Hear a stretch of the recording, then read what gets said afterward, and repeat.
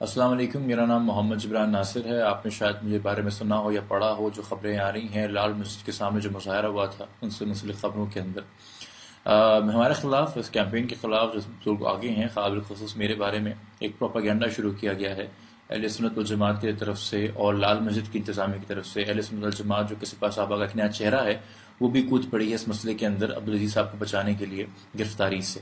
اور انہوں نے پروپیگنڈا کے اندر میرے عقیدے کے اوپر سوال اٹھائے۔ اور یہ کافی نہیں ہے پاکستانیوں کے لیے، چونکہ جب انہوں نے پروپیگنڈا کیا تو پاکستانی جو کیمپین کو سپورٹ کر رہے تھے انہوں نے پلٹ کے سوال کرنا شروع کر دیے، اور پروپیگنڈا یہ تھا کہ میں احمدی ہوں یا میں شیعہ ہوں،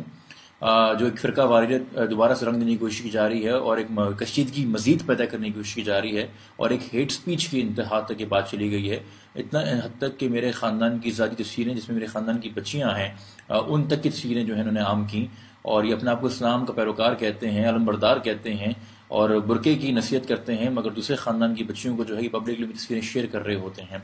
اس بات پہ میں نہیں جانا چاہتا جو کہ عبدالعزیز صاحب کے بیمار دماغ پہ جتنی کم بات کی جائے اتنا بہتر ہے، ان کے لیے صرف ہم نیک توفیق کی دعا کر سکتے ہیں۔ مگر جو ہیٹ سپیچ انہوں نے شروع کی ہے اس میں ہم واضح کر دیں کہ اہل سنت والجماعت لال مسجد کی انتظامیہ اور ان کے ساتھ ساتھ بڑی محترم اور یہ مقبول جان صاحب جو اس میں اپنے پیج کے تھرو اس کیمپین کو آگے پروپیگیٹ کر رہے ہیں، ان سب کے خلاف ایک اور لیگل فرنٹ ہم کھولیں گے، ان سب کے خلاف ہیٹ سپیچ کے مقدمے ہم دائر کریں گے۔ اور اس وقت تو بڑا طول ہے ہیٹ سپیچ کی بات کی جائے، ایک بہت بڑا عالم جو اپنے آپ کو کہتے ہیں سیلف پروکلیمڈ عالم ہے، ڈاکٹر عامر لیاقت صاحب، انہوں نے بڑی باتیں کی ہیٹ سپیچ کے بارے میں، اور بڑی ایک مزے کی بات ہے کہ ایک جگہ مجھے عبدالعزیز صاحب جو ہیں وہ احمدی کہتے ہیں، دوسری طرف عامر لیاقت صاحب کے شو میں کہا جاتا ہے کہ یہ ملک کا دشمن ہے، اور تیسری طرف گجرانوالہ میں ایک بچے کو مار دیا جاتا ہے صرف اس کے احمدی ہونے پہ۔ تو جب یہ بات ہوئی اور یہ گجرانوالہ کی ڈیتھ سامنے آئی تو میرے والدین بھی چونک گئے اور ڈر گئے، اور انہوں نے کہا تمہارا بھی کہیں ڈیتھ وارنٹ نہ نکل گیا ہو۔ یہ ممتاز قادری کو یولوجائز کرتے ہیں، ممتاز قادری کو جو ہے کہ اس وقت بڑے شان میں قصیدے پڑھے جا رہے ہیں اس وقت، اور مجھے جو ہے اس وقت بار بار مرزئی کہا جا رہا ہے، اور لوگوں کو اکسایا جا رہا ہے کہ وہ بھی جہاں بیٹھے ہوئے ہیں وہ ممتاز قادری بنے اور مجھے بھی آ کے کہیں نہ کہیں مار دیں۔ تو میرے والدین نے کہا کہ تم فٹافٹ کوئی پریس کانفرنس کرو، کسی مفتی کو ساتھ بٹھاؤ، کلمہ شہادت پڑھو، قرآن کا حلف اٹھاؤ اور بتاؤ کہ بھائی دراصل تمہارا خاندان اہل سنت سے ہے، تم احمدی نہیں ہو۔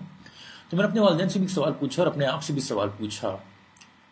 کہ میں تو یہ لائسنس لے کے ڈکلیئر کر دوں گا کہ میں اہل سنت سے ہوں، مگر وہ لاکھوں لوگ جو واقعی دل سے اپنے ہیں عقیدے کے اوپر اور ہیں احمدی اور فخر سے ہیں، وہ کیا کریں؟ اپنا نام چھپائیں، اپنے گھر کا پتہ چھپائیں، روح پوش ہو جائیں؟ ان کا قصور یہ ہے کہ وہ پاکستان میں پیدا ہوئے، ان کا قصور یہ ہے کہ پاکستان سے محبت کرتے ہیں، ان کا قصور یہ ہے کہ وہ یہاں ٹیکس لیتے ہیں، ان کا قصور یہ ہے کہ وہ پاکستان میں دہشت گردی نہیں کرتے۔